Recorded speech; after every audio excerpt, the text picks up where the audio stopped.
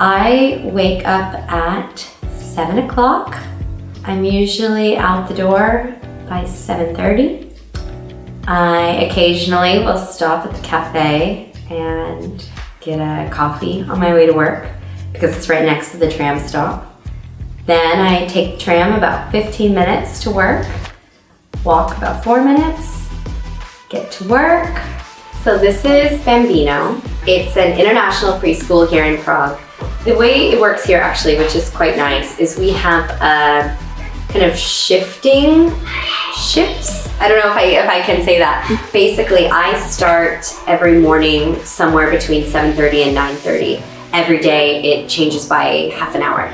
So for example, Mondays I start at 8:30, Tuesdays 8, Wednesdays 9, Thursdays 9:30, and then 8 again on Fridays. And then basically I work 8.5 hours here with a half-hour lunch break. So it can be a long day. I mean, it's a longer day I think than most teachers have, but in the later part of the afternoon it's more daycare and less one-on-one teaching. So it's manageable, I would say. After work, I occasionally run some errands. I will stop at the supermarket, pick up what I need for dinner that night or dinner for the next few nights. Most of the food you can find back home, you can also find here. It may look a little different, it may be called something different, but it shouldn't intimidate you, shouldn't worry you. There's usually a large selection of cheese. The same goes for meat. Eggs, again, are pretty similar. There's also staples like hummus. So usually anything you're looking for, you're able to find here. Then after the supermarket, I occasionally stop in to one of my favorite Venezuelan restaurants in Prague, Arepas de Lina. I'll say hi to Lina, maybe have some food, and then depending on the day, I will continue on down the same street to the library where I will either work on my computer or find a book and just have some quiet time at the end of the day. And after that, I hop on the tram and I make my way back to Namaste Miru and walk to my house.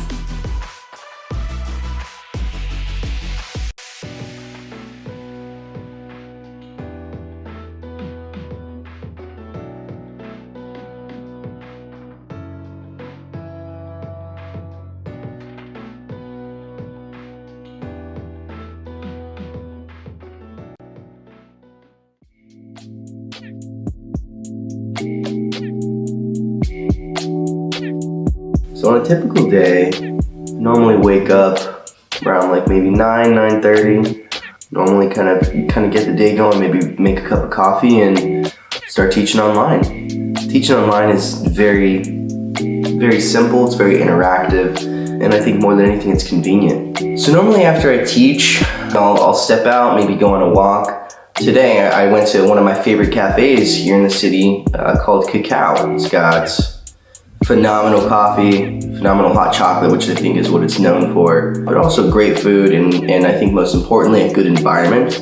Normally I'll take my laptop with me and get a bit of work done, whether it be lesson planning or working on different side projects. Aside from that, today in fact was a bit special. I was actually helping a student of mine in fact create a video for Google.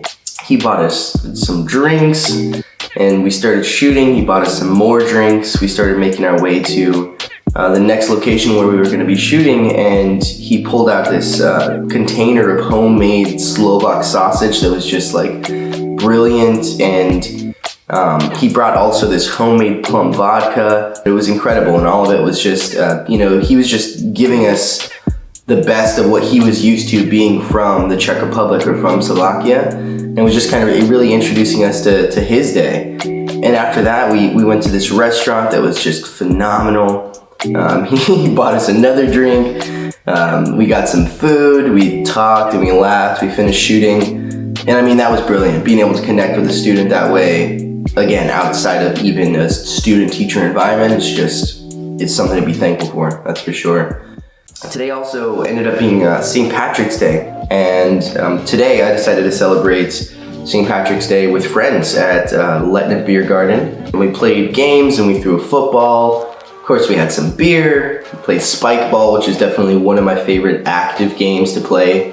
And I think more than anything, we just kind of spent time together, which was incredible. Being able to have a community, something that feels like home, so far away from what you're used to calling home, is very important to me. And I feel like it could be very important for other people also. It makes you feel more comfortable and more fluid in your current environment. And this is the point at which, normally the sun kind of starts to go down, whether it be that you're tired or you just got to get home and eat. I'll head home, kind of unload, and normally kind of see what my friends are doing, see what's going on in other parts of the city.